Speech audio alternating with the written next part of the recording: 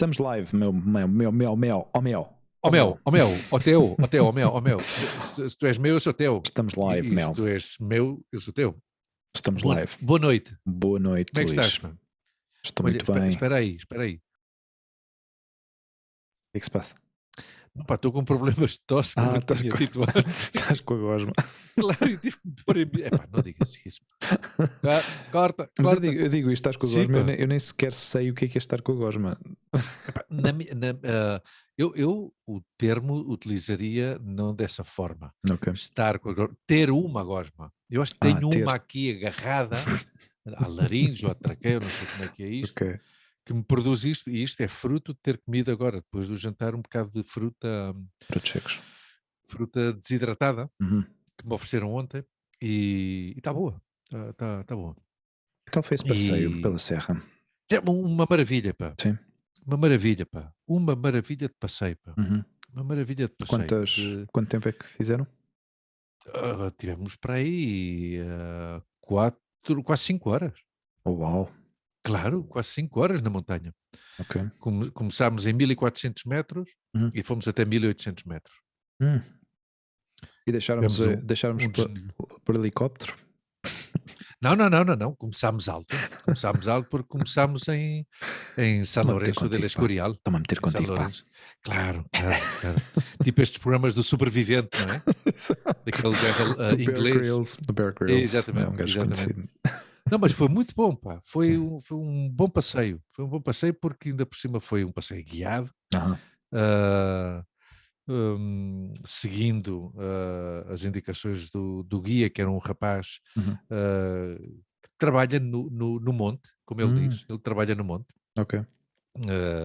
É guia de montanha e depois falou-nos, obviamente, da importância de preservar a natureza, falou-nos da flora daquela zona, que é uma parte... subimos até ao Alto del Malagón, que é um dos picos, não é? Digamos assim, da Serra de Guadarrama.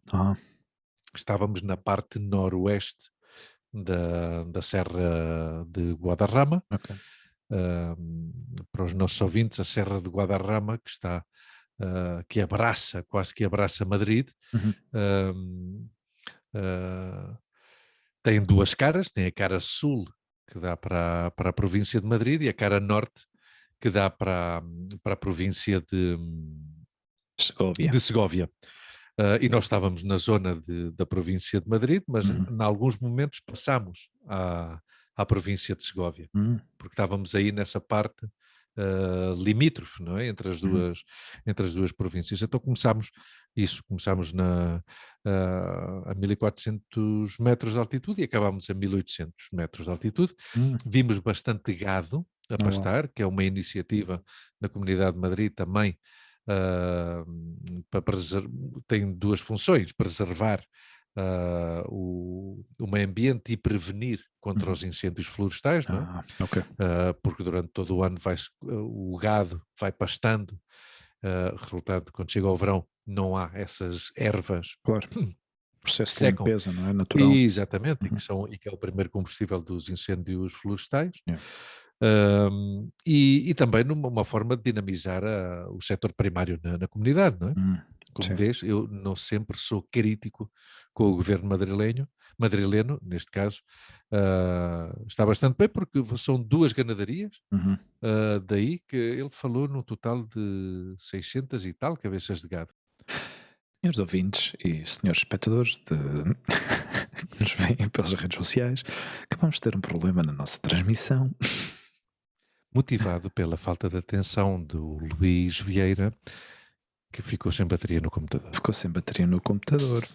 Peço imensa desculpa. E agora houve uma caneta que caiu desde o estúdio de Barajas e que se ouviu. Estamos jeitosos hoje. Alguma coisa caiu, não sei bem o que. Deve ter sido algum cabo que estava para aí pendurado. Ui. Então isso é perigoso, a ver se é um cabo que estava ligado e deixa de estar ligado. Não, está tudo em ordem aqui, pá. Bom. Mas estavas a falar da ganadaria Exatamente. E então foi curioso porque durante o passeio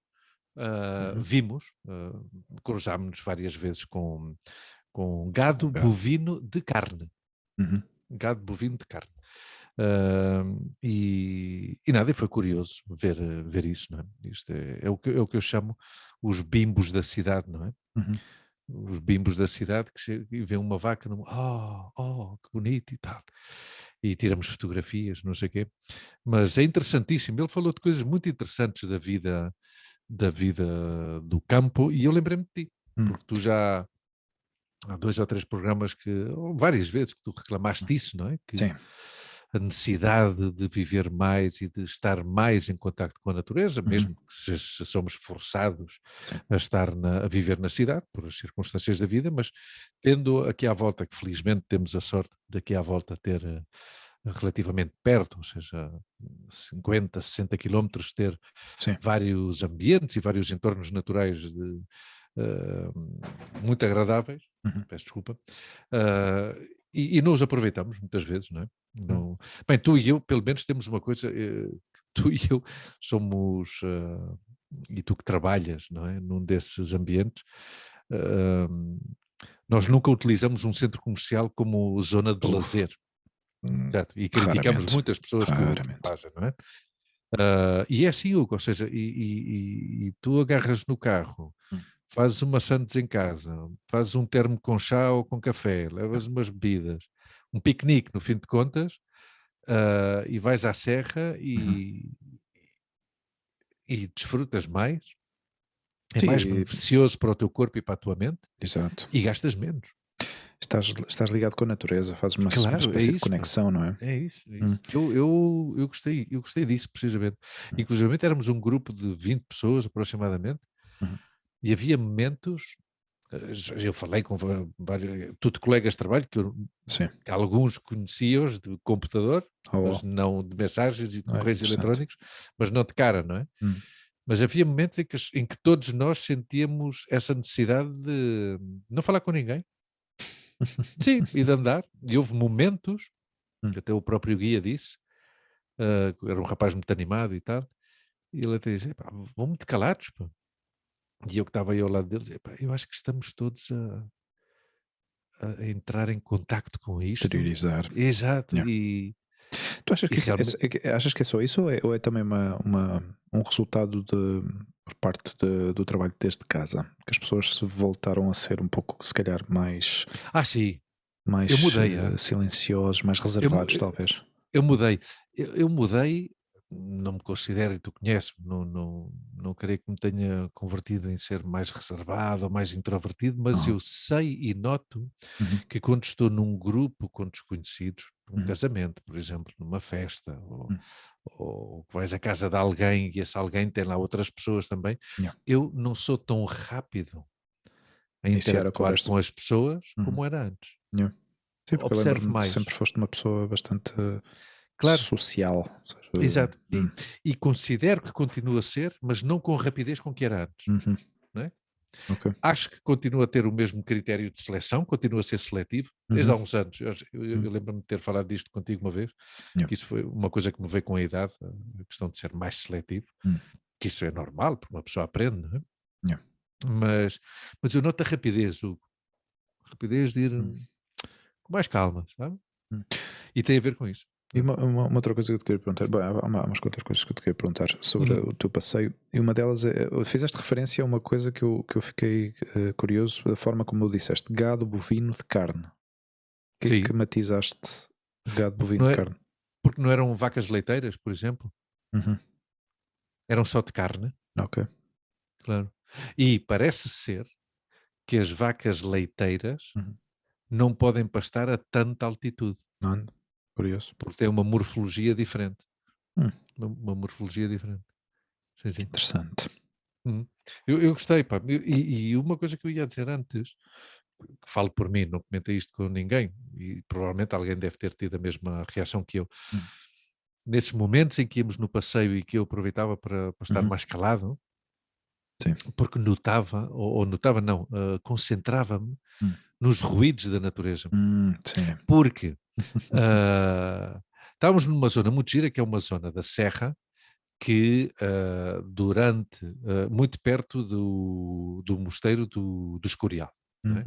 O Mosteiro do Escorial é uma obra arquitetónica absolutamente magnífica e mastodôntica, que foi feita para a época em que foi feita muito rápido, tendo em conta as dimensões. Acho que em menos de 40 anos estava feito aquilo. Começou em 1560 e acabou em 1600 aproximadamente, no reinado de Filipe II. Então, ali havia muitos...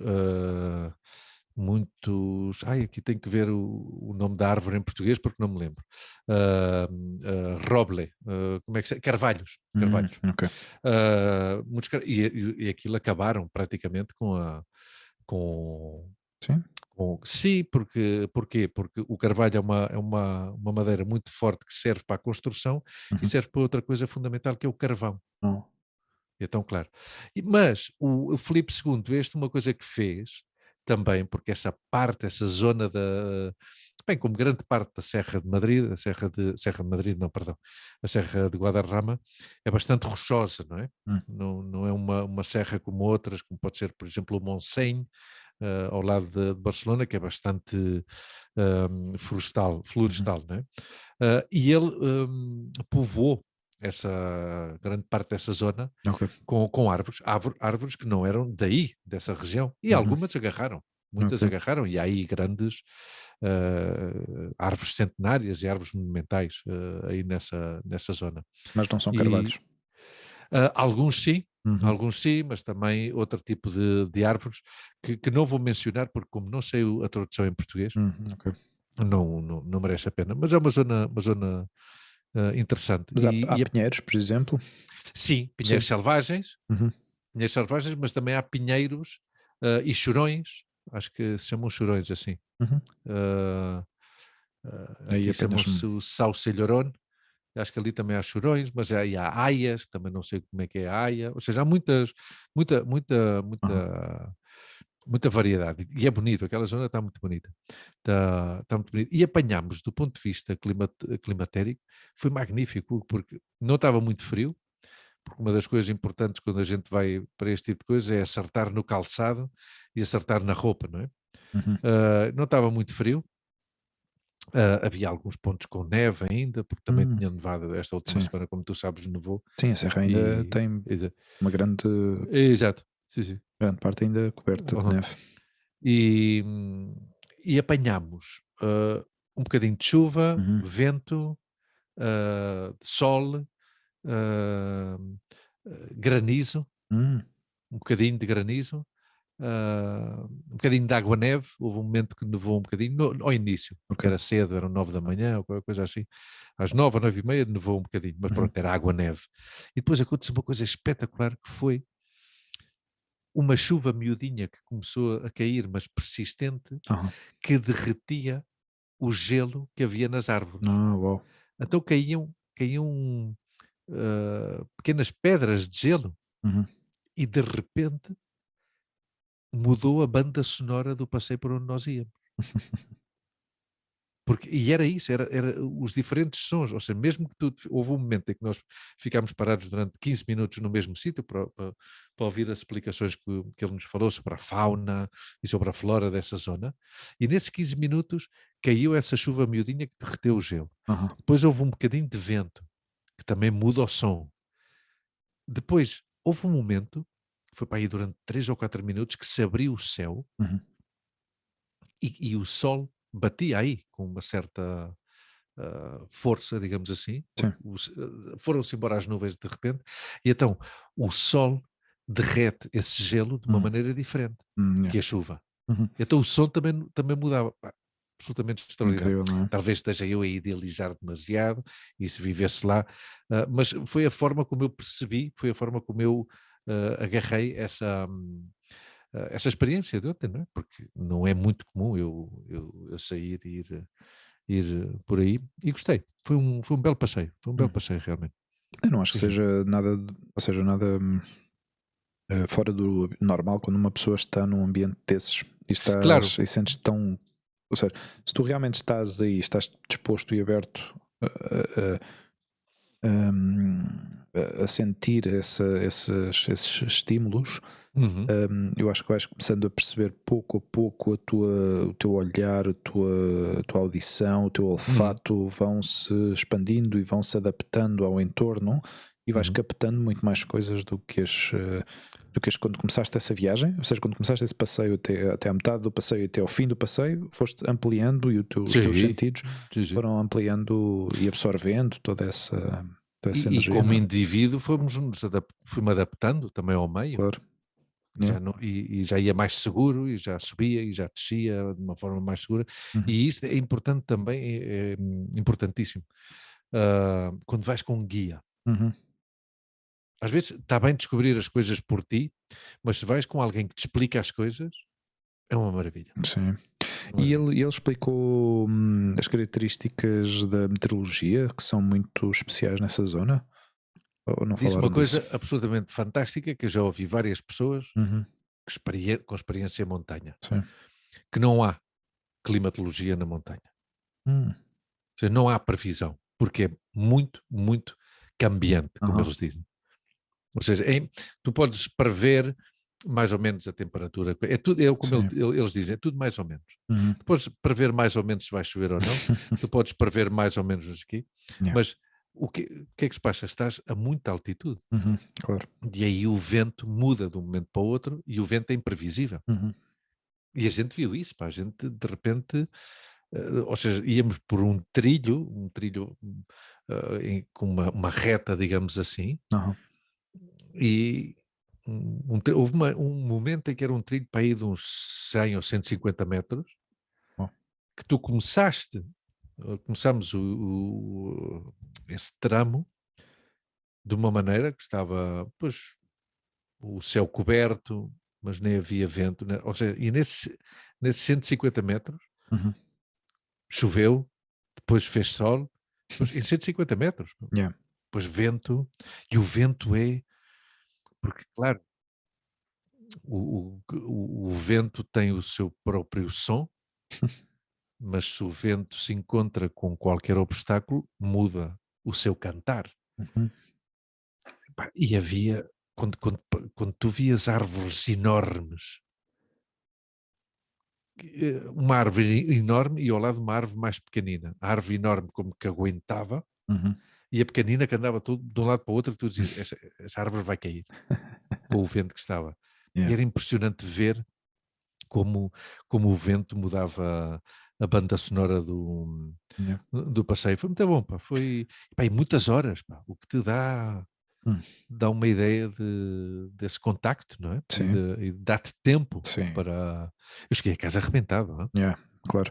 Mas isso que tu dizias antes da forma, ou seja, à medida que tu foste avançando e adaptando ao entorno, que foste melhorando um pouco A minha performance. sim, a tua forma Sim. física e tal. Uhum. É exatamente isso. Ao princípio, quando caminhamos por ambientes que são desconhecidos, não é? Seja uma praia, seja um ambiente assim rochoso, onde haja pedras ou um terreno totalmente irregular, à medida que vais avançando, vais-te sentindo cada vez mais seguro, o teu corpo vai se adaptando melhor e ao final de um certo tempo já te dá vontade até de começar a saltar as pedras. Sim, sim, sim, sim, sim, sim, sim. Sim, porque Confortaste. sentes-te mais confiante e sentes-te mais à vontade, porque Exato. já estás adaptado, no fim de Yeah, yeah. contas, já Claro, estás adaptado, claro. é isso. Antes fizeste referência à árvore chorão e, pelos vistos, é da família dos salgueiros. Salgueiros, claro, Salgueiro, porque o yeah. salgueiro é o Salgueiro chorão. sauce, Exato. sauce, chama-se aqui sauce, Ok. sauce, porque é S e C, Uhum. sauce. Sim, vimos... E a Haia, como é que é a Haia? Porque aqui há um hayedo, Ah, que é o Hayedo de Montejo, como é que se escreve AY? AYA é com, ou H? não, H-A-Y-A. Ah, Ahm, e ali, esse tal rei, o Filipe II, não, perdão, não foi o Filipe II, foi já posterior, foi já bastante posterior, há uma colónia de 15 destas árvores. ah, Há uma colónia que conseguiram sim. agarrar aí. Sim, sim, sim. Português põe faia, mas não sei se isto, Faia. não É faço a provável. mínima ideia Deve se ser é correto ou não. provável, não sei. Vês, temos que estudar botânica portuguesa, pá. Claro, ainda por cima se vamos começar a dar. Eu, pelo menos, tenho essa intenção, pá. Sim. Tenho essa intenção. Nome... Sim, é Faia. É Faia. Mas eu não faço a mínima ideia, nunca tinha ouvido falar desse nome. Porque se vais buscar em imagens, Faia e Aia dão-te as mesmas imagens. Ok. Então, tá aí. Pois a minha intenção é essa, Hugo. A minha intenção... Fagus sylvatica, que aqui é o nome em latim, que aqui não há equivocações, não é? Claro. É mais universal. Claro. Interessante. E nada, este foi o meu passeio de ontem. Foi o meu passeio de ontem. Interessante. E olha, vês, a faia, a madeira da faia é utilizada para fabricar instrumentos, entre eles o bandolim. O bandolim utiliza madeira de faia, por exemplo. E tu o quê? Estavas-me a dizer que estás cansado hoje? Pá, fartaste de trabalhar hoje? Não, foi uma manhã intensa. Pá, as pessoas já voltaram das suas Semanas Santas e dos seus dias livres, os que tiveram a possibilidade de desfrutar de tempo livre e regressaram em força. Pá, e foi dinâmico, foi um trabalho dinâmico. Éramos 3. Estivemos os 3 com bastante acertados e bastante coordenados, portanto foi um trabalho em equipa interessante. E, desculpa, os olhos assim um pouco secos, pá. E do que estamos a falar? Das árvores. Queres fazer alguma coisa por causa da montagem depois? Ou... Não, isso depois eu arranjo. Já tenho marcado mais ou menos, foi aos 4 minutos e agora aos 28, ou seja, não está registado. Estava-te a contar do fim de semana, sim, foi do trabalho, foi, não é? Sim, veio toda em força, pá, foi giro.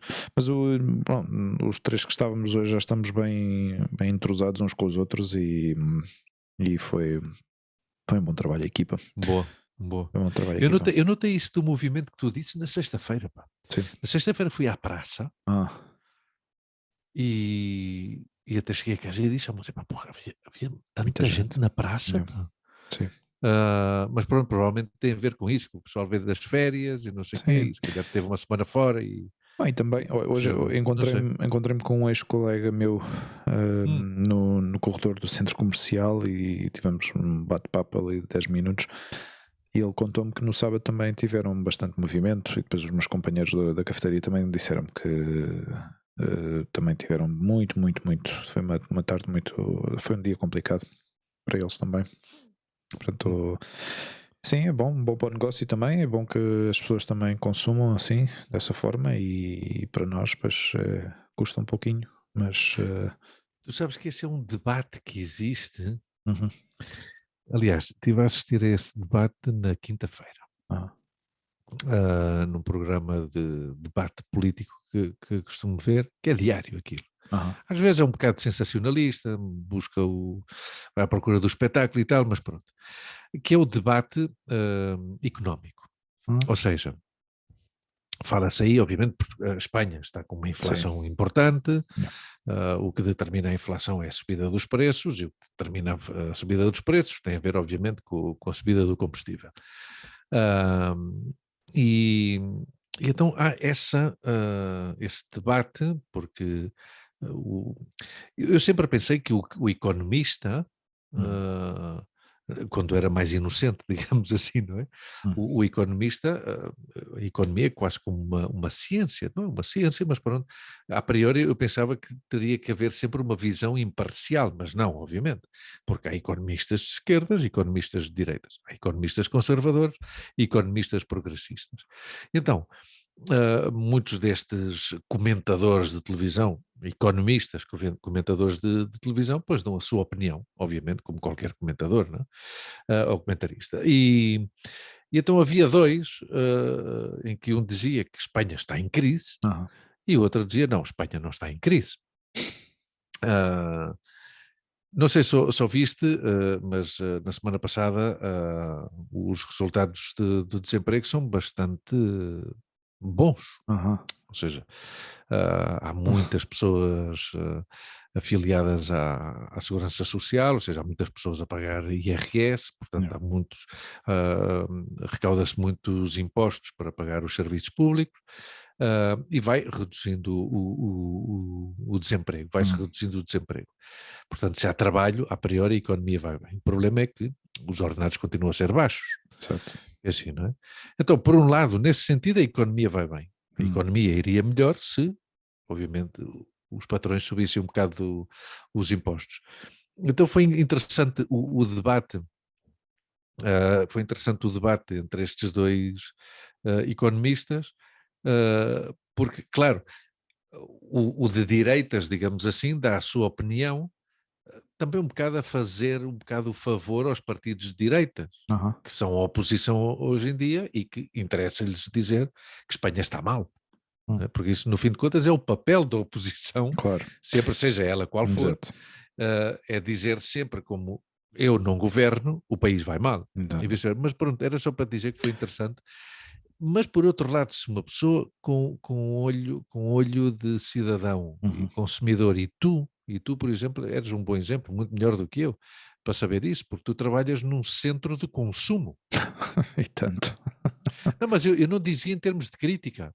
Dizia digo, em termos de reais. Sim, porque tu trabalhas, porque é real, tu trabalhas num centro comercial que é enorme, que é um dos maiores de Madrid, não? Sim. Enorme.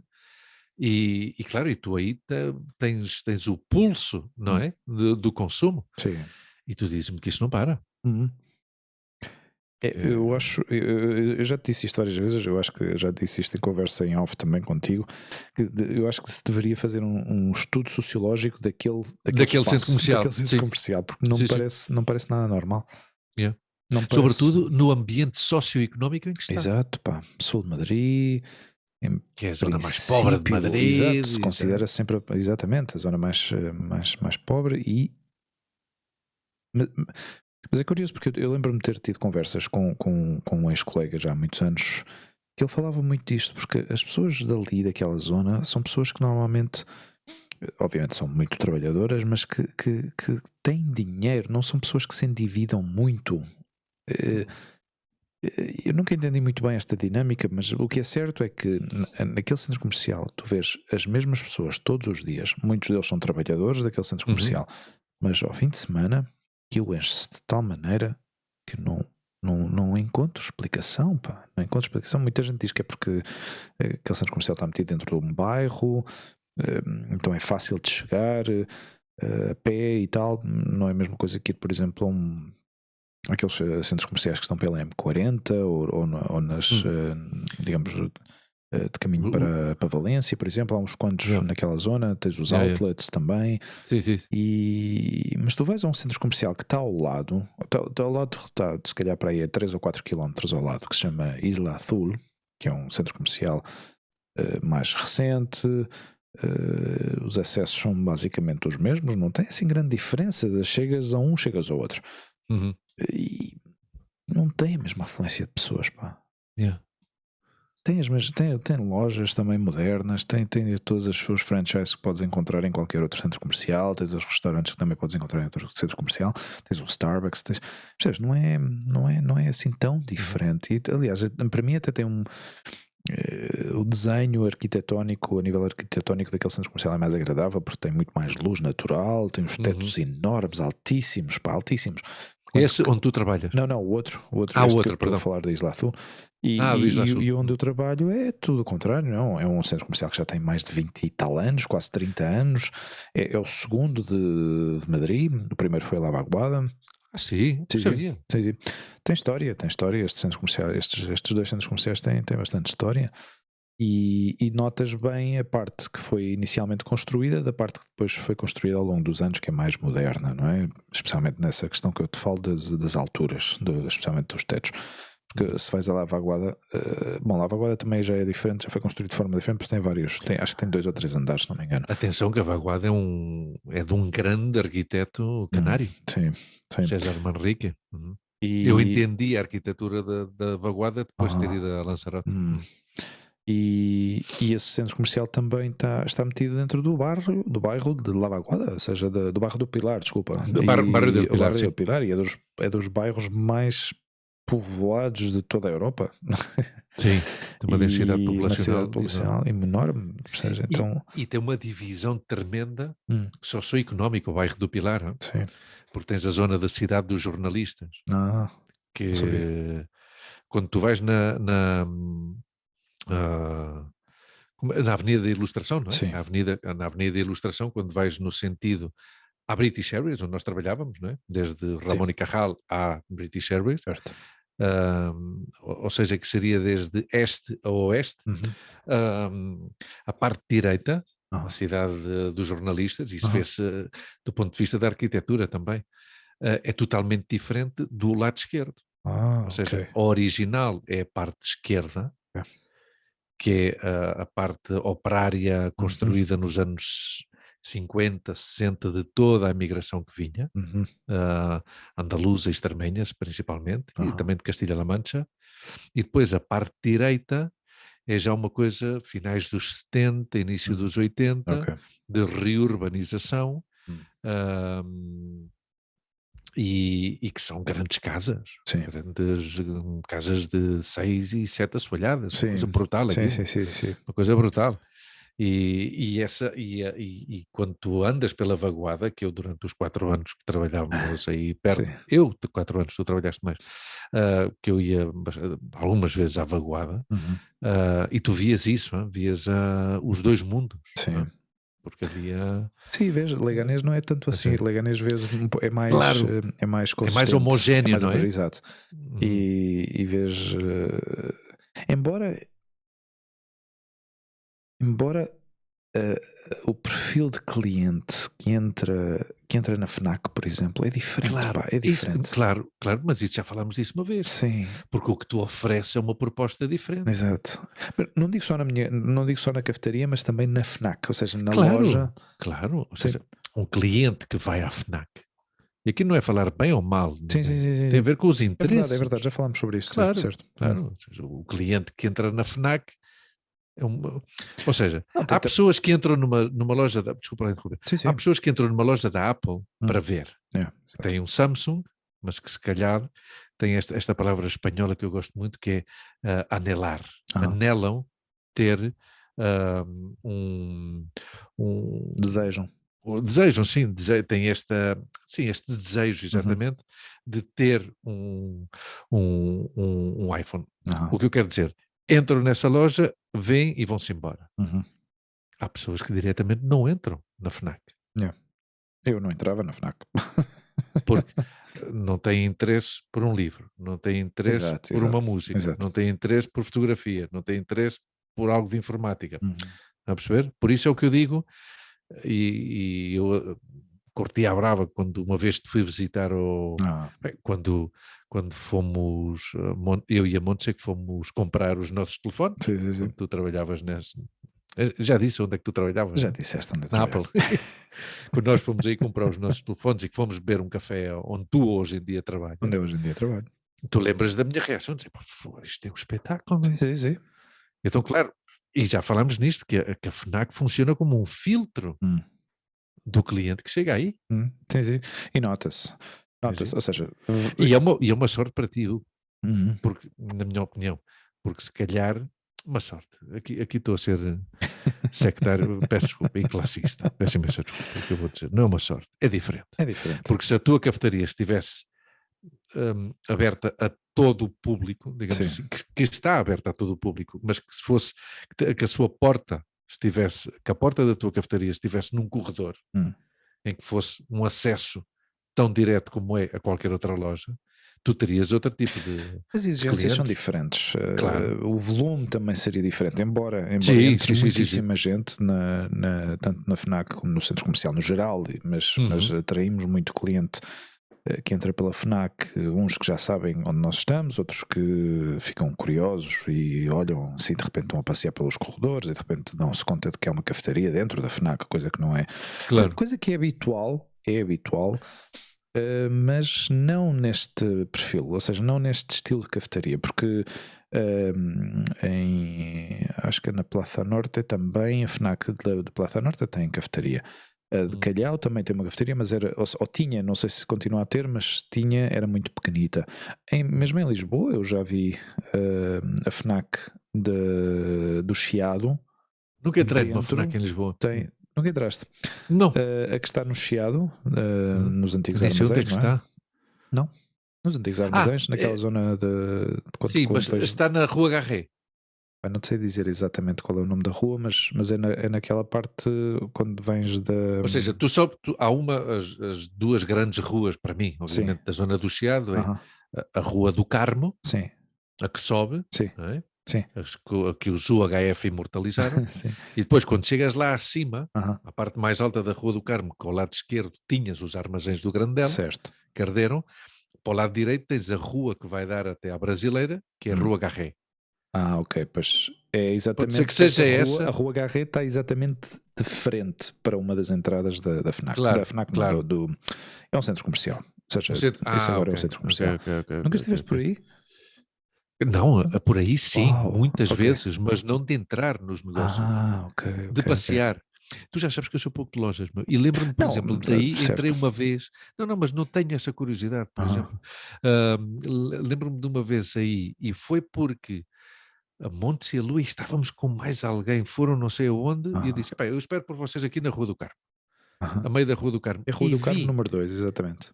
Ok, estás a ver? E vi, já sei, então é subindo a Rua do Carmo ao lado direito.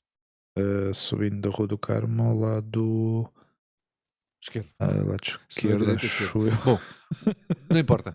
Porque é certo é que aí lembro-me que eu estava a dizer, não sou muito compras, efetivamente não sou muito compras, nem entrar em lojas, não sei o quê, mas lembro-me de estar à espera das miúdas e de entrar, mas isto é uma data de anos, de entrar numa Springfield, porque vi uns pullovers que estavam baratíssimos, umas promoções, não sei se era saldos ou uma coisa qualquer, e ter comprado aí 4 pullovers que foram os meus pullovers durante 6 anos. Ok. Ou seja, mas eu estou-te a falar disto, Hugo, que se calhar a Lu era pequeníssima. Eu tenho 16 já, vê lá, era pequenina. Era pequenina. Não íamos com carrinho de bebê, mas pouco faltava. Mas pronto, continua, peço desculpa. Falavas para mim esta, ou seja, ambiente. Exato, e esta FNAC também em Lisboa, por exemplo, é uma FNAC que tem um espaço bastante amplo e, se não me engano, alguma vez também tem algum evento, a FNAC aproveita para fazer a apresentação, lançamento de livros, apresentação de livros, ou eventualmente até, se o espaço permitir, podem ter música ao vivo também, ali na FNAC de Leganés também acontece isso. Agora não tanto, não tem acontecido desde que saímos do confinamento, aliás, durante o período de confinamento e até agora ainda não voltaram a ter esse tipo de eventos, a celebrá-los, mas sim, fazia-se isso. Eu acho que a FNAC para mim nunca foi uma marca que me agradasse de todo, mas eu confesso que ao princípio, quando eu cheguei aqui à Espanha, foi dos primeiros sítios onde eu conseguia, era dos poucos sítios onde ainda se conseguia encontrar filmes em VHS em versão original. Claro. E isto em 99, tu estás a falar em 99, 2000, sim. Os DVDs ainda não estavam a sair, ou se saíram ainda eram muito caros, mas é realmente uma oferta comercial muito interessante, porque agora, se não entraste numa FNAC, não sei se tinhas ideia de como era antes, mas eu acho que a FNAC ao longo dos anos também se teve que adaptar de uma forma muito, ou seja, teve que se reestruturar de uma forma interna muito grande para se poder adaptar aos dias de hoje, não é? Às necessidades e lutar contra o comércio online também, não é? Eles também se adaptaram a isso, também têm uma oferta online, onde podes comprar online e depois levantar na própria loja. Mas é curioso assistir a essa evolução, não é? Uma marca que tu podias dizer que se calhar no pior dos momentos piores das crises económicas que tivemos e que ainda estamos a ter agora atualmente e que ainda se mantenha ativa e que mantenha todavia ainda uma quantidade de lojas abertas, uma quantidade de staff empregado, porque são muita gente, emprega muita gente as lojas da FNAC, não é? O mesmo posso dizer também das MediaMarkts e das Vortens e não é? Esse tipo de comércio que se foi adaptando pouco a pouco especialmente com a presença desse gigante que é a Amazon. De repente transformamos esta conversa numa questão económica outra vez, mas pronto. Mas tu sabes que eu falaste aí de vários, quase fazendo uma comparação com Vorten e MediaMarkt e Fnac. Sim. Que aproveito para informar estas marcas que, se quiserem, aqui este espaço aqui debaixo está disponível para a vossa publicidade. Uma das coisas, eu sou sócio da Fnac. Ok. E até principalmente agora, desde que embora tenhamos uma boa casa de fotografia, laboratório aqui perto de casa, mas como a Lua está tão interessada com a fotografia agora e está a utilizar as minhas coisas e não sei o quê, já era sócio da Fnac, acho eu, e vamos bastante agora. Uma das coisas que eu destaco da Fnac é o conhecimento dos trabalhadores da área em questão. Sim. Ou seja, é tudo gente jovem, o qual é bom também. E também gosto de ver na Fnac muitas diferenças de idade nos trabalhadores. Sim. Também gosto disso. Tens pessoal que já trabalha lá mais de 15 anos. Há 20, ou mais. Exato. Sim. Eu no outro dia já há um tempo, falei com um senhor da Fnac de Calhau, fui comprar um filme, uma película Ilford, e eu estava há 22 anos na Fnac. É super simpático. Então, o que eu ia dizer, se falas com um gajo de fotografia, um trabalhador ou uma trabalhadora, retiro o gajo, se falas com um trabalhador ou com uma trabalhadora da zona de fotografia, tu vês que à parte, obviamente a ele convém-lhe vender, mas tem o conhecimento suficiente para te aconselhar. Sim. O mesmo nos livros, o mesmo na música, mesmo nos livros e na música está a questão, mas saiu isto. E tem muito desta coisa humana das máquinas que é, se gostas disto, recomendo-te isto. Certo. Se gostas, não sei o quê, mas este tem, e as recomendações humanas, para mim têm mais valor, porque levam mais emoção. Às vezes não levam um algoritmo, ou melhor dito, não levam um algoritmo, mas levam, se tu gostas disto, eu tenho isto também, gosto.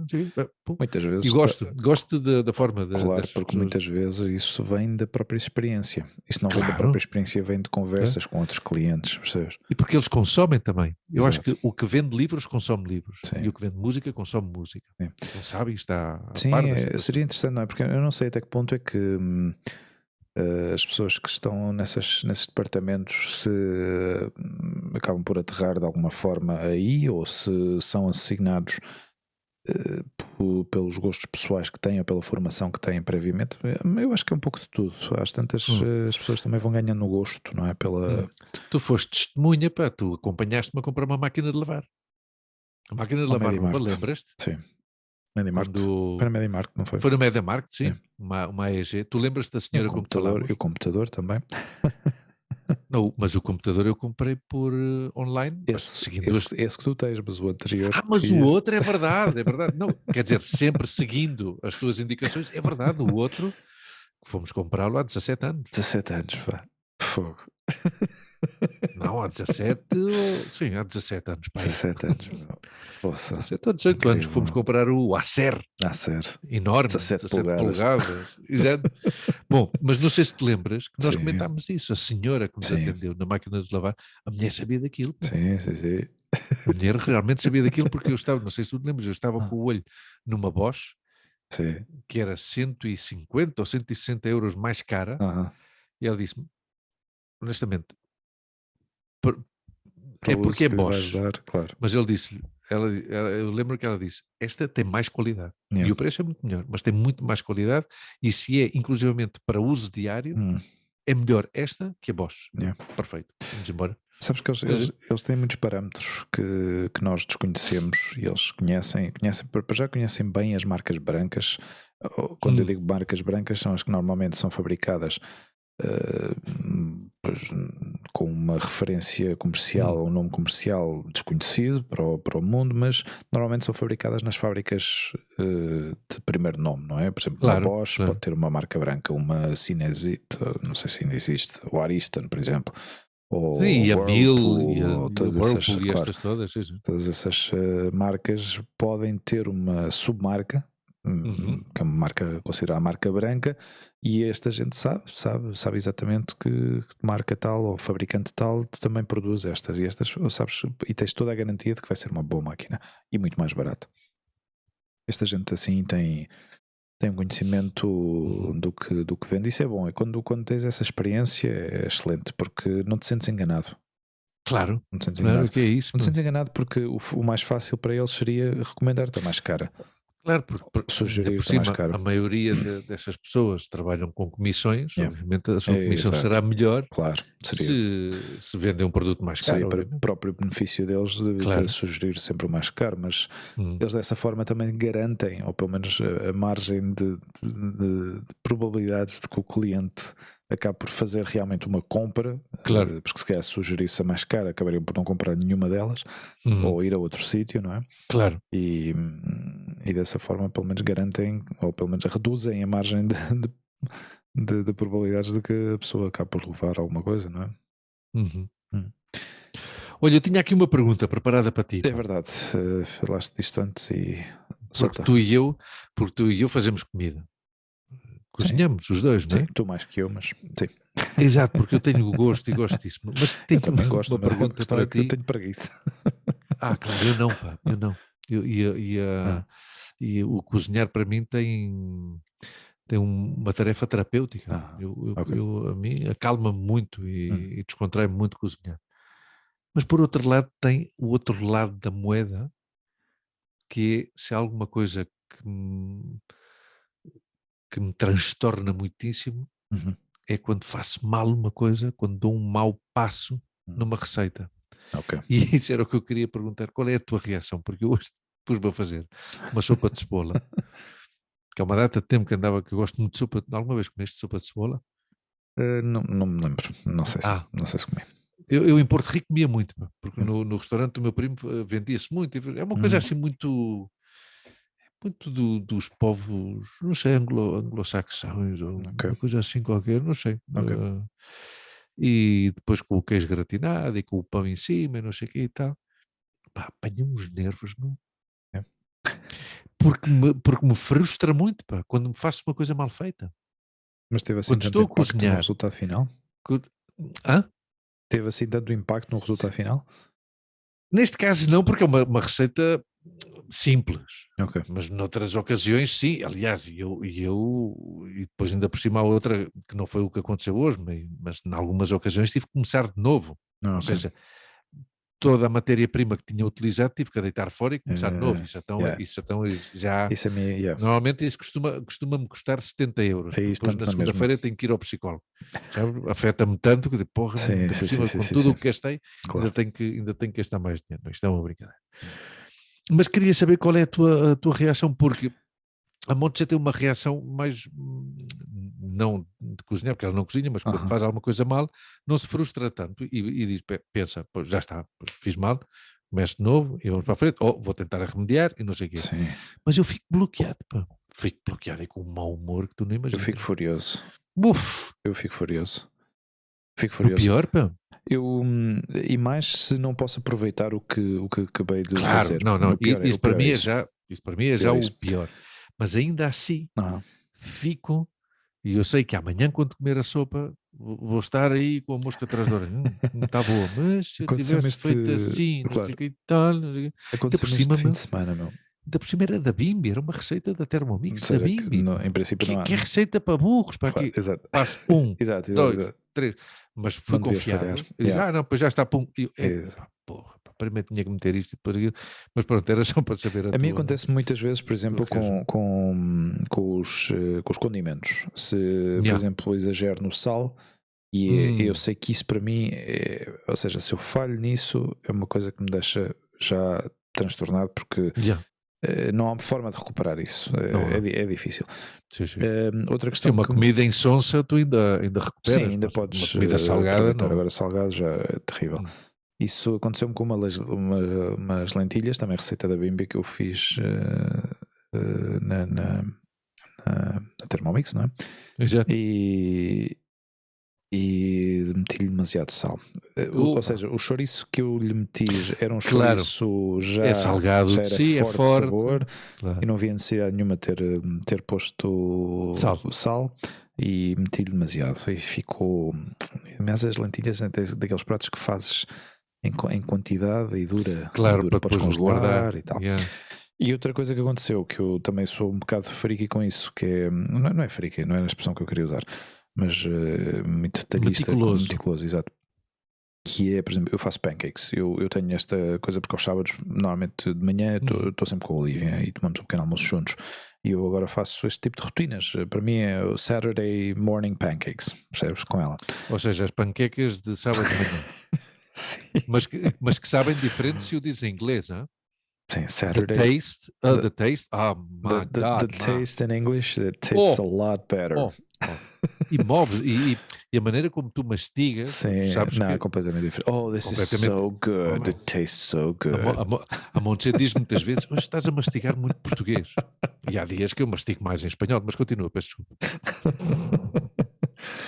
E os pancakes, esta vez, eu enganei-me na farinha e pus farinha de força. Não sei se diz da mesma maneira em português. Exato, que esse é o que tu usas para fazer pão, não é? É o que eu uso para o pão, exatamente. Mas o pão nem sequer eu faço com 100% dessa farinha, porque essa farinha tem uma textura muito diferente. Mas as receitas, normalmente, quando é para pão ou massa de pizza, dizem, ou aconselham, ou dão indicação de que te use essa farinha. Eu pessoalmente eu não gosto porque tem uma textura demasiado... parece pastilha, ou seja, pega-se demasiado aos dedos, então tem que muitas vezes tem que pegar em farinha para despegar do bolo e não sei o quê.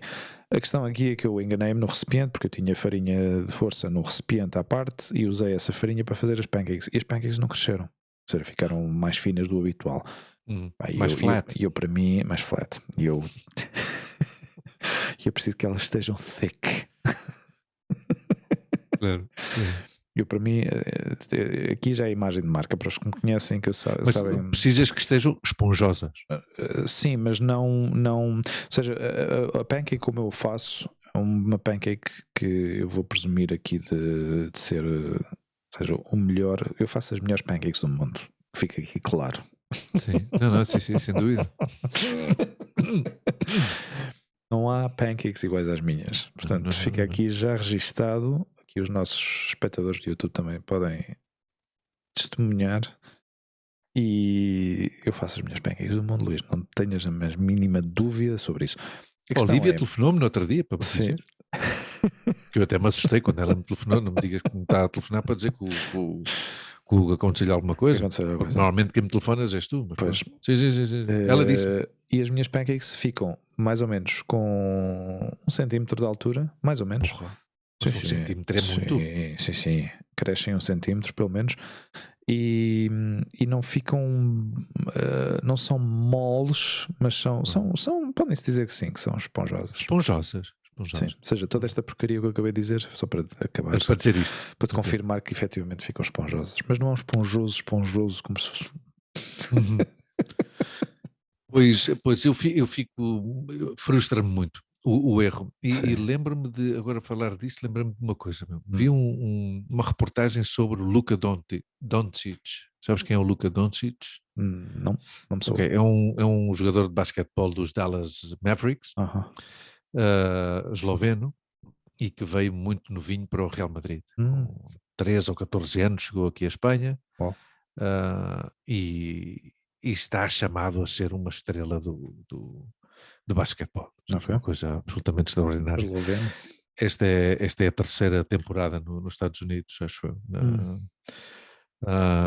E é um grande jogador. É um grandíssimo jogador.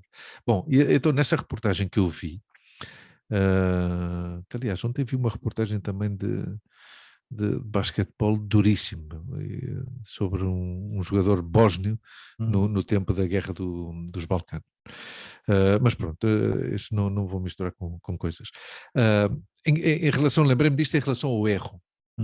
Esse rapaz que tem uma percentagem de acertos absolutamente magnífica e que desde criança destacava em todas as equipas que jogava, mostraram umas imagens que é muito característica dele ainda, e ele hoje em dia ainda arrasta essa característica, que é absolutamente fantástica, provavelmente tem a ver com o espírito competitivo que ele tem, que é não ter medo ao erro. Okay. E tu que foste jogador de futebol e que praticaste desporto de uma forma oficial e federada, este rapaz mostraram imagens de um jogo em que ele atirou a bola ao cesto umas 50 vezes e acertou 7 ou 8.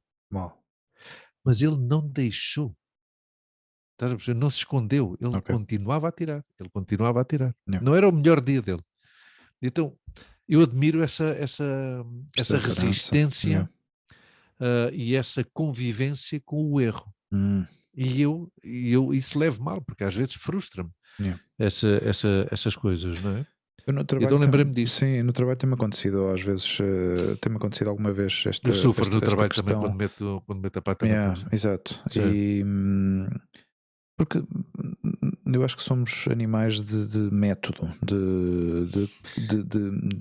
ou seja, pouca margem para muito exigentes, erro, talvez. Sim, não? Auto-exigentes, exato. Sim, e eu já tive conversas destas com o meu chefe, que às vezes vem-me abaixo quando vejo que alguma coisa acontece ou cometi um erro que não é grave, não é? Não é grave na grande,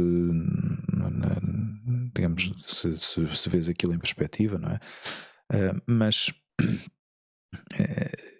esses pequenos erros que tu sabes que poderias ter evitado, mas se calhar por outra circunstância não te deste conta de que uma coisa estava metida ali e que te afetou, digamos, o processo final. Sei lá, vou dar um exemplo mais concreto. Estávamos a fazer tartes de limão, e a tarte de limão que nós fazemos tem uma base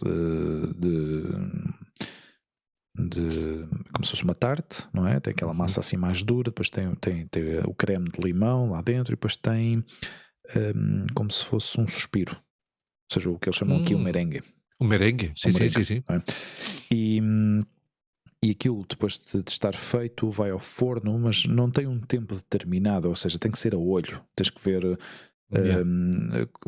o branco começa a mudar de cor, mas não pode ficar castanho. Ou seja, isto é pela receita que usamos, não é porque não possa ficar, pode ficar, mas o facto é que, digamos, o que está estabelecido é que não fica.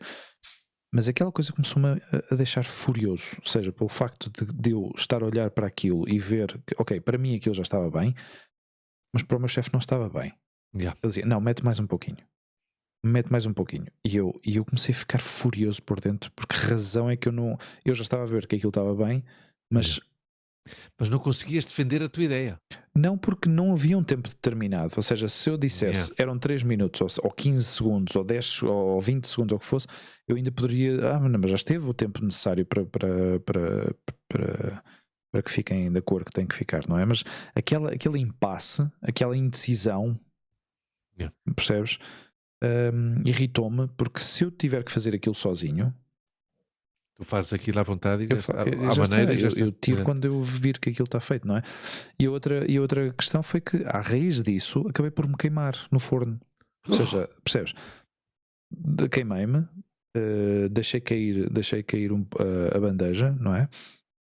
Uma das tartes tocou ligeiramente nesta coisa do forno que segura a bandeja, não é? E acabou por roçar o merengue um pouco e parti-lo. Não muito, mas já deixou uma marca e visualmente não ficou tão bonito, não é? Mas só essa situação em si já me deixou-me totalmente frustrado.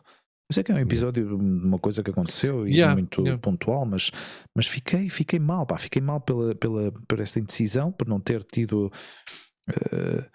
não ser capaz de sei lá, de chegar ao ponto ideal de forno, não é? E depois tirar aquilo e acabar por acontecer o que aconteceu, e eu acabei por me queimar, acabei por me chatear comigo mesmo e fiquei assim um pouco aborrecido com a situação e vim-me abaixo. Mas pronto, são situações que acontecem que às vezes me deixam um pouco frustrado, não é? Mas eu com o erro tenho uma relação é que tu tens com o erro? Uma relação feia. Frustro-me e flagelo-me muito. Eu quando jogava futebol era uma coisa horrível, mas porque eu não sei se era para evitar a crítica do resto das pessoas, ou seja, como se fosse digamos um processo de autodefesa, do género, ok, eu já me critico eu próprio, não preciso da tua crítica. Não preciso para nada, da tua crítica, yeah. Eu massacrava muito a minha cabeça por falhar um corte, ou às vezes atirar a bola para onde não tinha que atirar, ou se calhar deixava a bola com o adversário, coisas assim do género, percebes? E ficava bastante frustrado comigo mesmo de não falhar, ou seja, de falhar. E no trabalho agora ele está-me sempre a dizer, o meu chefe está-me sempre a dizer, não, tens de confiar mais em ti, não penses tanto, executa, não sei o quê, não sei quantos. Não, mas isso é de Mr. Wonderful. Yeah. Eu gosto de fazer as coisas com precisão. Meu. Claro. Mas é assim o que é que a gente está a fazer? Olha, havia aqui 2 ou 3 coisas que eu achei curioso, que eu gostava de falar contigo, e já vamos com algum tempo de episódio, vamos ver se conseguimos concentrar ou condensar isto, porque são temas, um deles é um tema à sua disposição, é um tema delicado, porque tem a ver com violência de género, violência doméstica, como lhe queiram chamar. Violência machista, só tem um nome, violência machista, e já está. Esse é o problema. Mas é que neste caso não é necessariamente violência machista, e é esse o grande tema, a grande questão sobre esta situação, porque tem a ver com, não sei se já ouviste falar, que neste momento estão o Johnny Depp sim, com a ex-mulher, dele. Não estou a seguir o tema. É exatamente essa a questão, ou seja, eles os dois tiveram uma relação, casaram-se, viveram juntos durante uma temporada. Ela acabou por pedir o divórcio. Numa primeira instância acusou de agressão, de violência, de sofrer violência. Isto foi tratado e foi negociado de uma forma bastante discreta. Eles acabaram por chegar a um acordo. Ela recebeu uma quantidade de dinheiro para que o assunto ficasse resolvido, pelo menos em tribunal. Mas uns anos depois de já tudo ter, digamos, ter sido resolvido e negociado, ela voltou outra vez, não sei se foi num op-ed, num artigo de opinião que ela escreveu para, não sei se foi para o New York Times, posso estar enganado, não necessariamente posso ter saído no New York Times, mas foi numa revista online. Num artigo de opinião, ela voltou outra vez a mencionar que ele tinha sido agressivo com ela, que lhe tinha maltratado, e isto, à raiz deste artigo, o Johnny Depp, pois, a nível da opinião pública, ficou muito mal visto, ou começou a ser mal visto. Ele, aliás, começou a perder trabalhos à raiz desta situação, de despedir como o Kevin Spacey, um pouco nessa linha. Nessa linha, claro. Da cancelação, não é? O cancelamento. Sim, o que eles chamam o cancellation, não é? E acabou por ser despedido da franquia dos Piratas do Caribe, por exemplo, desta nova também, estes filmes que agora estão a sair, que são baseados nas histórias do Harry Potter, ou pelo menos digamos, em todo esse universo do Harry Potter, que são os Fantastic Beasts ou Amazing Beasts. Sim. Ele interpretava um dos personagens que são como críticos para toda a história e o enredo. Acabou por ser também despedido dessa franquia.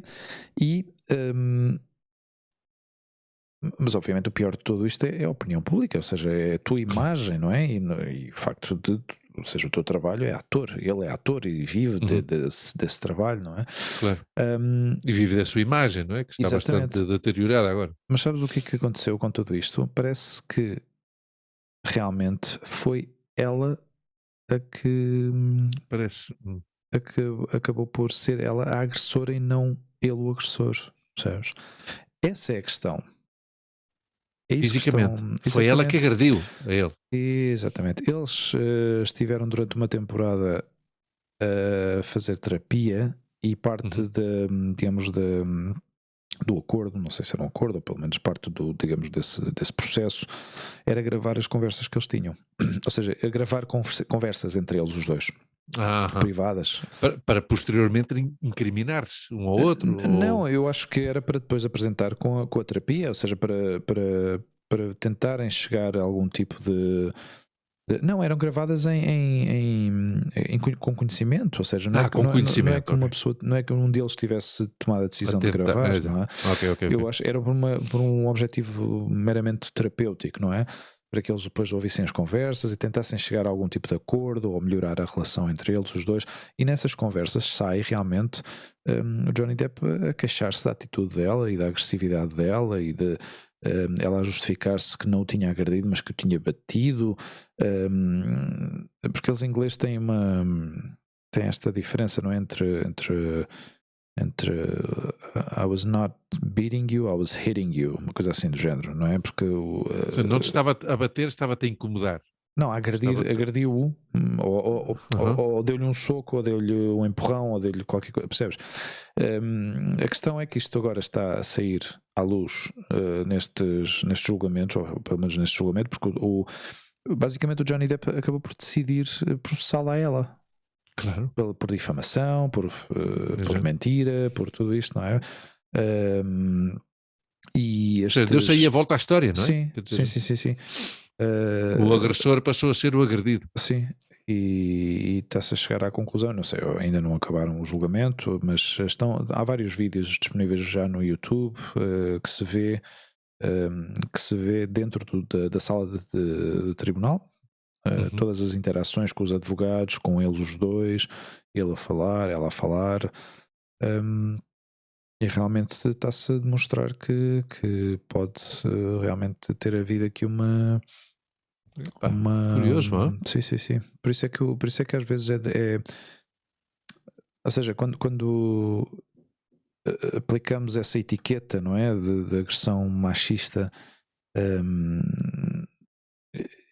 às vezes temos estes casos que realmente não seguem essa regra, não é? E podem ter ou seja, também eu não estou a defender nenhum nem outro. Exato. Eu acho Começamos a entrar num tema delicado que se o meu amigo quiser, eu dou-lhe a minha opinião.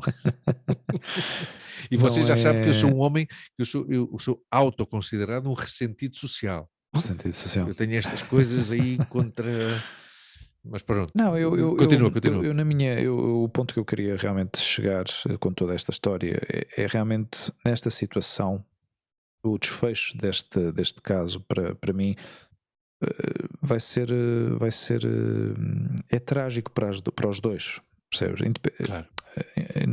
Eu não estou a justificar nenhuma das ações, não estou a justificar nenhum nem outro, mas ao fim e ao cabo o desfecho final de duas pessoas que se quiseram, que estiveram juntas, que se casaram, que tinham ilusões, não é? Tinham ambições, tinham vontade de estar um com o outro, de repente a relação deteriorou-se de tal maneira que aconteceu esta situação e que vai ter um desfecho muito feio, percebes? Tanto para um como para o outro, não é? Sem dúvida alguma. Bom, tu já sabes que para mim estes casos não são representativos da sociedade, porque isto no fim de contas são duas pessoas privilegiadas que estão a viver um momento duro, porque mesmo que sejam umas pessoas privilegiadas e que tenham uma vida cheia de comodidades, não é fácil viver estas circunstâncias. Mas são duas pessoas que, aconteça o que acontecer, seja qual for o resultado final, pode haver uma perca de reputação, mas não são pessoas que tenham a sua vida destruída do ponto de vista económico. Às vezes até pode ser. Quer dizer, com que este homem venda a casa onde vive, se já está paga, tem dinheiro suficiente para viver o resto da sua vida, inclusivamente pagar o que tenha que pagar aos seus filhos. Como tu sabes, eu tenho sempre o meu olhar vai sempre para o outro lado, não é? Para as histórias desconhecidas, para o anonimato. Para essas, por exemplo, 43 mulheres e 6 menores que em 2021 foram assassinadas em Espanha.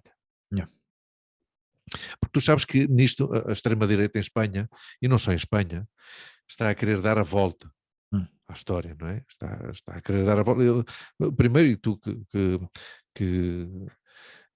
que utilizas muito bem, porque tu tens um grande domínio do inglês, esta gente trabalha muito no naming, não é? Não, isto agora vamos mudar. Isto agora não se chama violência machista. Chama-se violência intrafamiliar, o qual é um absurdo. E já falámos disto aqui uma vez. Sim. Violência intrafamiliar é se numa festa de um casamento eu dou um sopapo ao meu primo. Sabes? Isso é violência intrafamiliar. Violência machista é totalmente diferente. E violência vicária é outro tipo de violência, que é não matar a tua ex-mulher, é matar os teus filhos, para provocar mais dor à tua ex-mulher, e é a violência económica, que existe violência económica. Esta série, eu poucas vezes sou de recomendar séries, mas eu não sei se tu viste esta série da Maid no Netflix. Handmaid's Tale? Não, Maid. Maid, não. A criada, a empregada, a sirvienta. Não vi. Uma história baseada, uma história real. Okay. Que esta mesma rapariga escreveu um livro e a partir daí baseado nesse livro, fizeram essa série. Ou seja, estamos a falar realmente de... Por isso é que eu te dizia que estas duas pessoas, obviamente, não acaba por ser, na minha opinião, julgamento mediático, duas pessoas com uma certa relevância. O Johnny Depp até é um homem pelo qual eu até sinto uma certa simpatia, porque parece-me um gajo assim... um bocado escuro, não é? É um tipo que não segue exato, o mesmo patrão do resto dos atores de Hollywood. É na onda, é um antissistema. provavelmente seja melhor ator, provavelmente não é melhor ator que o Keanu Reeves, mas segue um pouco são um pouco outsiders, não é? Sim. Desse glamour de Hollywood e essa história assim, mas pronto. Mas é a tal história, ou seja, não creio que possam servir de exemplo para esta lacra, para esta desgraça que existe ainda, que é uma coisa brutal de pessoas que mulher, e é tal história, não se pode, porque a extrema-direita, por exemplo, em Espanha, uma coisa que eles dizem é, pero porquê é que não se publicam a quantidade de homens que morrem a mãos das suas mulheres? Provavelmente não se publicam porque não há. E aqui há uns anos, já vivendo nós em Espanha, houve um caso famosíssimo de uma senhora de 50 e muitos ou 60 e poucos que matou o seu marido.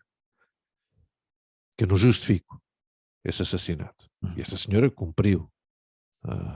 Também teve muitas atenuantes. E as atenuantes foram dadas pelas testemunhas do julgamento. Essa mulher há 40 anos que era maltratada pelo marido.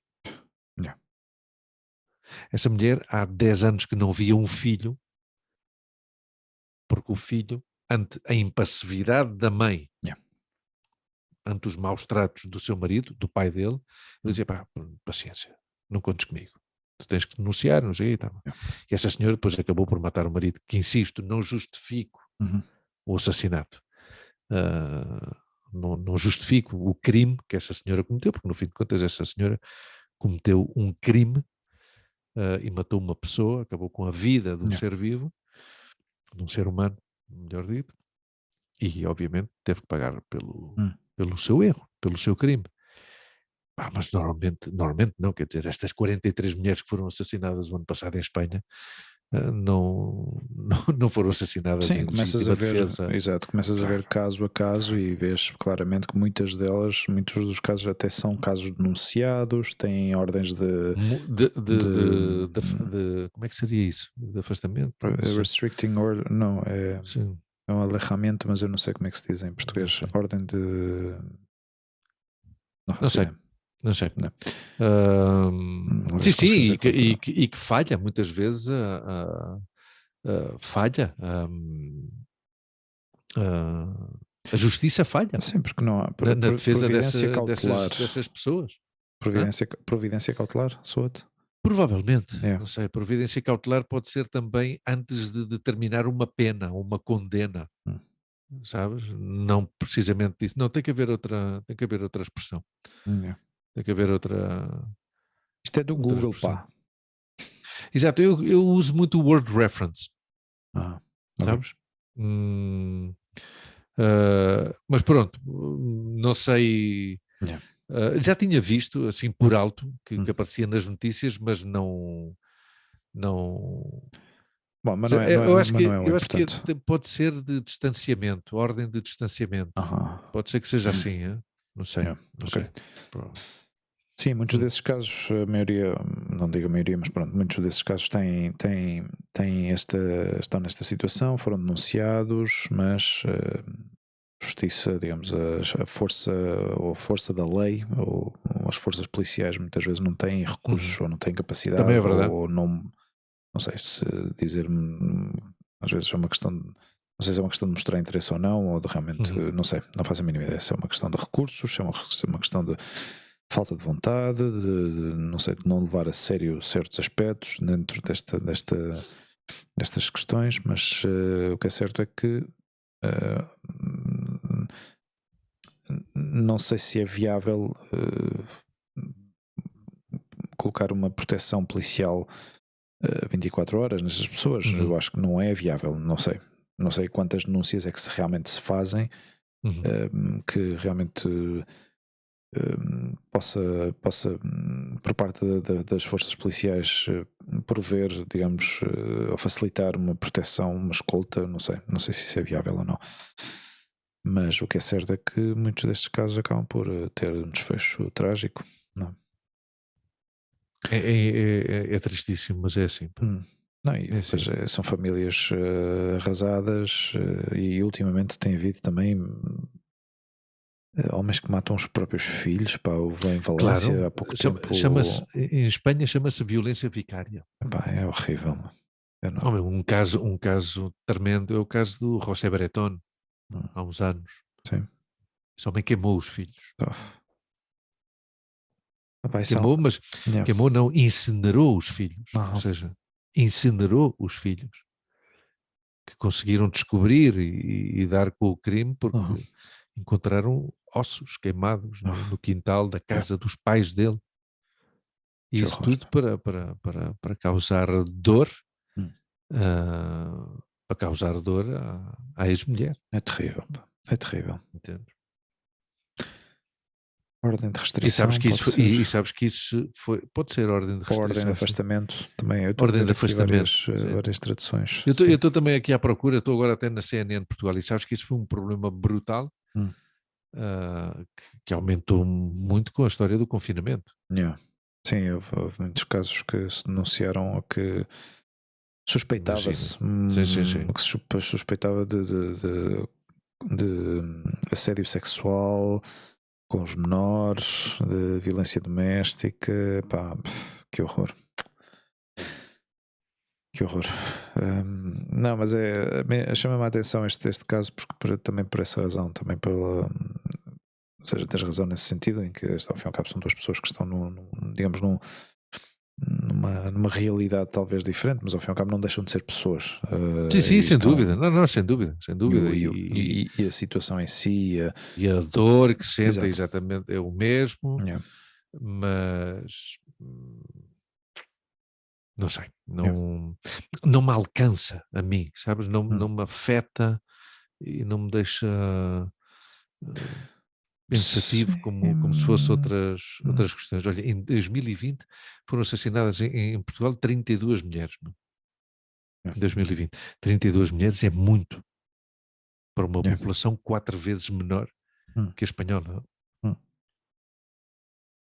E em Espanha em 2021 foram 43 mulheres, ou seja que é complicado, não é? Muito complicado. Falando de violência, eu vi uma notícia que saiu, foi um comentário que fizeram num dos últimos episódios do Joe Rogan, de uma mulher a bordo de um avião da American Airlines que tentou morder a tripulação e tentou também abrir as portas de emergência em pleno voo. Em pleno voo? Sim. E acabaram por atá-la ao assento Mas a tala com esta que eles chamam aqui cinta americana, que é o duct tape, porque esta fita cinzenta, que é super forte aquilo. Sim, porque aquilo até tem uns filamentos sim, porque de é muito fácil de cortar. É muito fácil de cortar, mas quando aquilo está em tensão é super difícil de tirar. E há imagens dela completamente atada e com a boca também tapada. Ou seja, ataram-na completamente de cima a baixo. Mas a mulher, pelos vistos, tinha um problema. Tinha algum tipo de problema mental. Não, mas parece ser que a senhora tinha razão. Imaginas? Não, acho que não tinha razão nesta situação. E tentar abrir as portas. Não, teve um episódio psicótico destes, do género. Tem que sair deste avião. Parece ser que fisicamente é difícil abrir as portas, ou seja, é difícil por causa de toda a pressão a pressurização que o avião tem. Ou seja, o que a gente vê nos filmes não é verdade. Não é realista. Não é realista. Por isso, ou seja, que uma pessoa, ou seja, um ser humano, digamos, standard, normal, é difícil de conseguir abrir uma porta. Eu acho que é praticamente impossível conseguir abrir uma porta. Por isso é que normalmente quando de alguma vez que se tentou fazer ou que se conseguiu a tentar contra um avião, ou seja, o objetivo era sempre explodir o explosivo em velocidade de cruzeiro, digamos, em altitude, porque o efeito é totalmente catastrófico, ou seja, uma coisa que explode, que gera uma energia explosiva para fora, acaba por rebentar a fuselagem e tem um efeito catastrófico por causa da despressurização do avião. Se isso fosse feito em terra, não teria o mesmo efeito. O mesmo efeito, claro. E foi curioso, achei curioso porque os gajos partiram-se a rir com a imagem da mulher completamente atada pela tripulação e continuava a gritar e a tentar, sei lá, morder o pessoal. Por isso é que puseram a fita pela boca inteira. E a bordo de um avião também o Mike Tyson acabou por pegar 2 sopapos a um tipo que lhe teve a provocar durante 10 minutos. Sim? Sim. Epá, são duas situações que eu achei. Ou seja, isto foi tudo no mesmo episódio do Joe Rogan. Claro, os gajos conhecem o Mike Tyson. Pelo visto, o Mike Tyson agora é como se fosse um pacifista. O tipo é completamente zen quando fala, tem um tom com essa vozinha que ele tem ainda por cima, não é? Exato. Mas o tipo é todo paz e amor, todo paz e amor, percebes? Sim. Mas este tipo começou a massacrá-lo tanto. Ainda não tinha sequer, acho que nem tinham sequer descolado. O gajo estava sentado no assento de trás do Mike Tyson e começou, e claro, o Joe Rogan e o convidado diziam: mas este tipo é completamente imbecil, não sabe, isto é como se tivesse... Não sabe quem é. Exato, não sabe, isto é como se estivesse a picar num ninho de vespas com a cabeça, percebes? Ou seja, tu estivesse a dar cabeçadas num ninho de vespas e o resultado é o que é. Exatamente. E o Mike Tyson depois de 10 minutos virou-se para trás e pôs-lhe 2 bofetões que deixou a sangrar e tudo. Aliás, ou seja, houve muito autocontrole por parte do Mike Tyson. Sim, completamente. Porque o Mike Tyson dá-me 2 sopapos a mim e mata-me. Não, e deixa-te parte no pescoço. E deixa-me para vinho para o resto da vida. E ficas a beber de uma palhinha, a comer de uma palhinha o resto da tua vida. Exatamente. E a comer papas xerelac o resto da vida. Provavelmente. Qual é o imbecil, meu, que eu ia no avião e depois tipo com o Mike Tyson. Que horror. Não sei, há gente muito estúpida neste planeta, infelizmente. Sim. Olha, e 2 séries que eu recomendo, uma na Netflix e outra na Amazon Prime. Diga lá. Uma que é, tu já ouviste falar destas lojas muito famosas, Abercrombie & Fitch? Sim.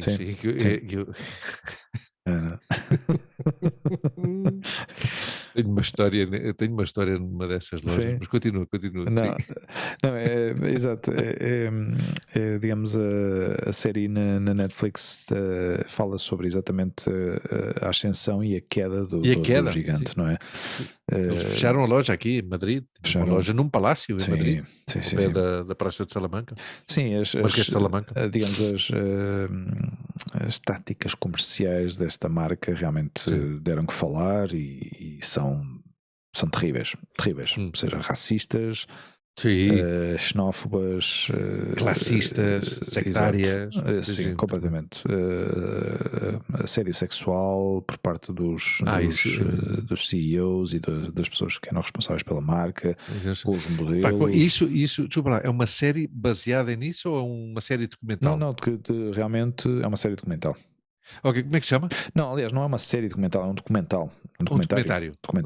Exatamente. Ok, e como é que se chama? The Rise and Fall of Abercrombie and Fitch.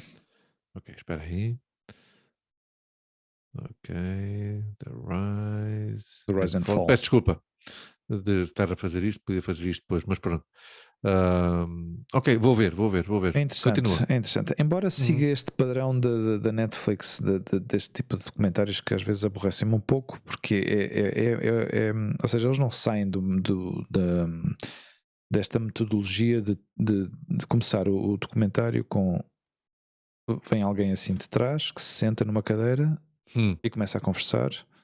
Hi, I was a former manager of the store, não sei o que. Todos os documentários da Netflix são iguais. Seguem o mesmo padrão. Sim. Eu já vi que é assim. Mas pronto, Sim, mas pronto, é o método que eles têm, sabem que funciona. Exato. E pronto. Mas eu acho que isso tem a ver com as produtoras também. Está a perceber? Também. Não sei, provavelmente. Pode ser. Ok, temos este e o outro? E o outro que aparece na... É um documentário também? Não é um documentário, é uma série. É uma série que me faz lembrar muito. Tem toques de Twin Peaks. É misteriosa. É uma série já não me lembro do Twin Peaks. Não te lembras do Twin Peaks? Não, quer dizer, lembro-me, mas era muito pequeno. Sim. No fim de contas era pequeno. Não. Eu ainda me lembro. Como é que eras pequeno, pá? Provavelmente era pequeno. Vamos lá ver. 15 anos? Exato, mas eu com 15 anos era bastante estúpido, não é? Eu tenho um processo de maduração lento e tardio. Bastante estúpido. Com 15 anos era um idiota. Todos éramos idiotas. Maior ou menor medida. Todos os imbecis. Mas continua. Epá, olha, fazia falta este momento de autocrítica e autoflagelação da minha parte. E autorreflexão também. Exato. Ou seja, o título em inglês chama-se Outer Range e o título em espanhol é Fuera de Rango. Não sei se isto o pessoal em Portugal se tem Amazon Prime ou não, se vê. Aí tenho. Outer, O-U-T-E-R. Outer Range. Sim. Range. Com o Josh Brolin. O Josh? O Josh. E isto é no Amazon, não é? Amazon Prime. Ok, obrigadinho. É um original da Amazon, ou seja, está produzido pelo Sr. Bezos. E a guita vem do bolso do Bezos. Ok. Do Bezos. Besitos. E... Sabes que as suas origens são de Valladolid. Não sabia. Sim. Sim, grande comunidade. Grande cidade. Província. Sim. Obrigado. Mas é uma série muito interessante, pá. Neste momento tem 4 episódios já publicados e é misteriosa, pá, é muito misteriosa. A ação decorre numa quinta, num rancho típico americano. Não é no Texas, é em Wyoming ou num sítio qualquer assim do estilo. As montanhas. Exato, pá. E o Josh Brolin, a personagem do Josh Brolin, o gajo é o patriarca da quinta ou do rancho, e de repente descobre um buraco no terreno onde ele tem o rancho, e aquilo basicamente é um portal, é uma porta para outra dimensão. Sim. Mas ainda não sabemos exatamente onde é que aquilo leva. Mas é interessante, pá, porque não é Depois tem as típicas, os típicos conflitos familiares com outra família que também tem um rancho ao lado. Eu acho que também depois o outro patriarca também sabe de coisas também relacionadas com isto, ou seja, ainda estamos a descobrir à medida que vão avançando os episódios. Estão publicados neste momento 4 e ainda não se revelou assim grandes coisas. Pronto, estas são as minhas sugestões. Eu estou a seguir Afterlife. Afterlife? Sim. Com o Gervais, Ricky Gervais. Com o Ricky Gervais. Foi o Juanjo que me recomendou. Sim. E eu tenho que falar com ele sobre isso porque ainda não lhe dei uma Sim. É maravilhosa. Sim. Extraordinário. Aliás, o gajo num dos monólogos da apresentação dos Golden Globes falou exatamente, criticou toda a gente que estava ali na audiência, não é? No público. E o gajo disse: não, até o gajo fez publicidade da série dele, não é? Claro, da Netflix. Mas eu estou a gostar, e olha que eu tenho Ainda vais na primeira temporada ou já vais na segunda? Não, já vou na segunda. Tenho estas coisas com o Ricky Gervais, que há coisas que eu gosto, outras coisas que não gosto muito. Não, o gajo estica. Mas ele é absolutamente genial. Sim. E isso é dirigida e produzida por ele, não é? Sim. E escrita por ele. E a construção das personagens são absolutamente magníficas. Sem dizer nada, ou seja, ele é jornalista num jornal de uma vila, num jornal gratuito de uma vila. Sim. E a relação, as personagens que existem, é que eu acho que mostra, na minha opinião, também não conheço muito, mas mostra um bocado a diversidade social do que é o Reino Unido. E sobretudo as misérias humanas, mas também a grandeza humana, esta necessidade que existe dos 2 minutos de glória, de aparecer, de estar, de ser reconhecido, de ser conhecido. E é absolutamente magnífico, não? É absolutamente magnífico. É uma destas séries que tem uma data de momentos de humor que dava inclusivamente para meter estes risos enlatados. Sim. Não, mas o tipo de humor dele não é para isso. Exato. Não é para isso. Aliás, eu até acho que no meu caso, é um humor com efeito retardado. Sabes? Às vezes só a terceira frase é que me faz rir da primeira, porque é quando cobra sentido. Estou a gostar agora. E gosto precisamente disso. Mas sobretudo, eu fiquei um bocado, ando ultimamente, melhor dito, um bocado sensível e presto muita atenção à construção das personagens desde que vi o último filme do Sorrentino, A Estátua, La Mano de Dio. E impressionante. Impressionante. Porque às vezes vês coisas que têm personagens, mas não vês força nas personagens. São personagens muito, muito planas. E aqui, obviamente, ele é o ator principal. E se alguém te pergunta, e quem é que é o ator secundário? Todos os outros. A perceber? Todos os outros. E depois também com esta dinâmica das séries, que em cada episódio há sempre um bocadinho mais de protagonismo dos outros secundários, porque centra-se um pouco sobre esse personagem, não é? Mas está curiosa, estou a gostar. Sabes porquê? Eu acho que o que tu acabas de descrever, eu acho que muitas vezes tem a ver com o tipo de ator que representa essa personagem. Se segue basicamente o que está escrito sem preocupar-se realmente em meter-se no papel, e evoluir esse personagem, sentir. E isso acontece muito nas séries, especialmente nas séries americanas, que tu vês essa evolução, porque estão muito bem feitas, estão muito bem escritas, e tem uma equipa de escritores, de guionistas, que realmente mete-se dentro da cabeça da personagem, e o próprio ator ou atriz são capazes de evoluir com a personagem, percebes? Sim. São capazes de dar-lhes mais, e isso nota-se muito, as diferenças notam-se muitas vezes da primeira para a segunda temporadas. onde tu vês realmente que o ator ou a atriz crescem já e evoluem e pensam realmente, percebes? Eu acho que tem muito a ver com isso. O que tu acabas de dizer está muito patente no Homeland. Certo. São 8 temporadas, claro. 8 temporadas, hein? Que é uma loucura. Sim. 8 temporadas, hein?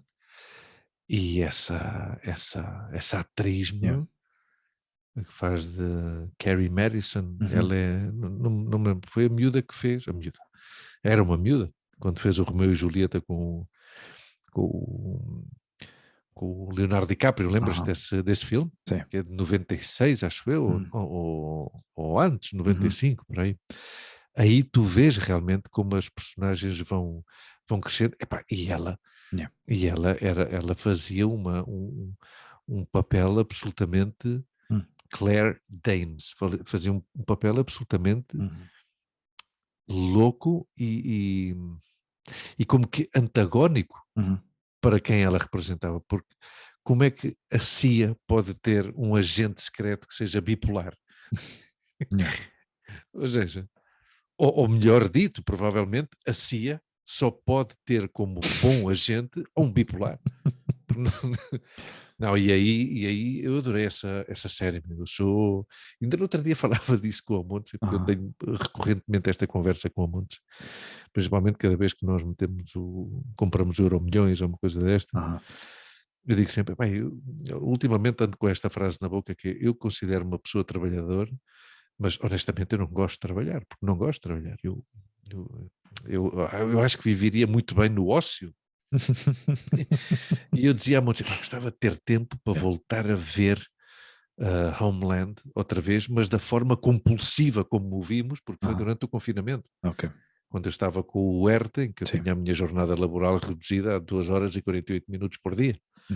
Ou seja, eu tinha eu via tipo 13, nós víamos tipo 13 e às vezes 4 episódios de Homeland num dia. Ou seja, que é este consumo atual das séries, que não fazem parte de como nós víamos as séries há 20 anos, claro, não é? Exato. Tínhamos que esperar semana a semana. E às vezes nem vias as séries consecutivas. Claro. E eu decidi, gostava de ter tempo para voltar a ver isto, e a Monte faz-lhe confusão, como é que eu consigo ver coisas outra vez e repetidas, não é? Mas gosto porque vejo sempre outras questões, às vezes vou por esta visão periférica, não é? Exato. À volta, não sei o quê. Por exemplo, uma das coisas que me surpreendeu muito foi que dois personagens deste Homeland, que eram magníficos, que era o Nicholas Brody e o Peter Quinn, Damian Lewis e Rupert Friend, respectivamente, eram 2 atores britânicos, mas que fazem mas que fazem de norte-americanos, não é? E aí o Mandy Patinkin, este ator que é judeu, o que fazia de Saul Berenson. Não, foi uma série brutal. Este tem a reputação de ser um gajo com mau feitio. Eu acho que tem a reputação de ter um mau feitio, o Mandy. Pois não sei se essa é a reputação dele, eu gosto da brava dele, e sigo o gajo. Não, o gajo é bom ele ator. tem um blog, tem um videoblog muito fixe com a mulher e com o filho. É um gajo com um grande sentido, grande sentido humanitário. É um gajo que é um grande protetor e grande crítico do regime israelita, grande protetor do povo árabe. É um judeu progressista, não é? Um judeu de esquerdas, digamos assim, não é? E é um músico de jazz, pá. Ele é cantor, ele tem uma banda. Eu curto a brava este gajo, pá. E a Morgan Saylor, que é a Dana Brody, que é a miúda que faz de filha do Nicholas Brody, do militar norte-americano. Esta miúda fez um filme independente que acho que está no Netflix, que se chama White Lines. É um filme independente, mas super explícito, praticamente com sexo explícito. E uma destes filmes independentes, low budget, White Lines, uma coisa... White Line ou White Girl? White Girl, exato. Sim, White Girl, porque White White Girl. Lines é uma série também do Netflix com um ator português, rodado em Ibiza e não sei o quê. White Girl, exatamente. Uhum. White Girl, com esta miúda, com a Morgan Saylor. Vê esse filme, se tiveres tempo e paciência, e se quiseres, obviamente. É um filme estranho, não é um filme de grande qualidade. Uhum. Não é um filme de grande qualidade, mas não sei, achei piada. Achei piada esse filme também com a comunidade latina em Nova Iorque, não sei quem. Não sei, achei piada. Caro amigo, Deixa-me só. sabes uma coisa? Diz. Foi um prazer, mas sim, diz lá. Mas espera. Não, Antes de acabarmos, porque eu queria fazer uma observação aqui, um post do teu primo, Mário Rui, que me tocou-me. Tocou-me porque ele fala. Faz uma pequena descrição, não sei se chegaste a ver esse post ou não, mas faz uma pequena descrição do que um pouco da sua juventude. Sim, no Facebook. Bom, eu vi-o no Instagram. Eu vi-o no Instagram, okay. Mas se calhar é a mesma coisa. E fala um pouco sobre é uma expressão que ele já usou na alguma conversa que tivemos com ele dos brandos costumes dos portugueses. Sim. E ele faz um pouco de denúncia sobre bullying, não é? Sobre a violência. Sim. Juvenil. Sobre a intolerância, no fim de contas. Sim. A intolerância ao diferente, ao ser diferente. Sim, o assédio sexual também. Sim. Foi curioso. Eu respondi-lhe, não sei se ele chegou a ver esse comentário ou não, mas respondi-lhe porque realmente ele faz uma observação e uma reflexão de que realmente em todo lado há ruas assim, não é? E não sei, foi interessante. Eu achei interessante e queria destacar esse post porque realmente chamou-me a atenção, porque também pelas coisas que eu e tu já falámos também um pouco das infâncias que tivemos, tão diferentes da minha, da tua e das dificuldades que eu senti, não é? De crescer no entorno onde eu cresci e às vezes ter que andar a fugir e a esconder-me para não ser agredido, nem que me roubassem a bicicleta ou que não me roubassem as besnagas ou sei lá, coisas assim do género, não é? E esse silêncio, não é? Esse sofrer em silêncio, que também já uma vez falámos sobre isto. E como custa, não é? Tantas crianças que não têm esse. Não conseguem sair, não conseguem romper e pedir ajuda, não é? E sentir alguém que lhes proteja, não é? Tão difícil isso, pá, tão difícil. E chamou-me a atenção, era simplesmente destacar esse post que ele publicou, que achei muito interessante que eu tenha feito. Tem até esse toque de denúncia, não é? Sim. Escreve muito bem, pá. Sim. Escreve muito bem. É um craque. Há 30 anos, nesta mesma rua, era muitas vezes alvo de insultos. Exatamente. Sim. Exatamente. Por isso, se quiserem dar uma olhadela à conta do Mário Rui, eu não sei se ele tem, ou seja, a conta que ele usa no Instagram é Mário Rui? Mário Rui Vieira. Mário Rui Vieira. É assim, meu caro amigo, agora sim, já estou preparado para me despedir de ti. Pois eu também. Eu já estava, mas agora mais ainda. Pois, mas eu ainda não estava. Um prazer. Igualmente. E até à próxima. Até à próxima. Um abraço aos que nos veem pelo YouTube, aos que nos ouvem pelo Spotify, Apple Podcasts, Google Podcasts, iVoox e todas as plataformas de podcasts que vêm por aí. Podcasts também. Sim. E não tenho mais nada a dizer. Até para a semana. Até para a semana, exatamente. Para mais um episódio. Estamos a aproximar dos 100. Sim, este já é o 91, se não me engano. Não é? Provavelmente. Sim. Anda à volta disso. Força aí, bacana. Carabico, foi bom ver-te outra vez. Olha, igualmente. Bom, quando já ouvirem isto, já passou várias semanas, mas o Macron continua a ser presidente de França. Emmanuel Macron, sim. Exato. Menos mal. Um Um abraço, meu amigo. Até a próxima. Até à próxima, Tchau, tchau. força aí. Tchau.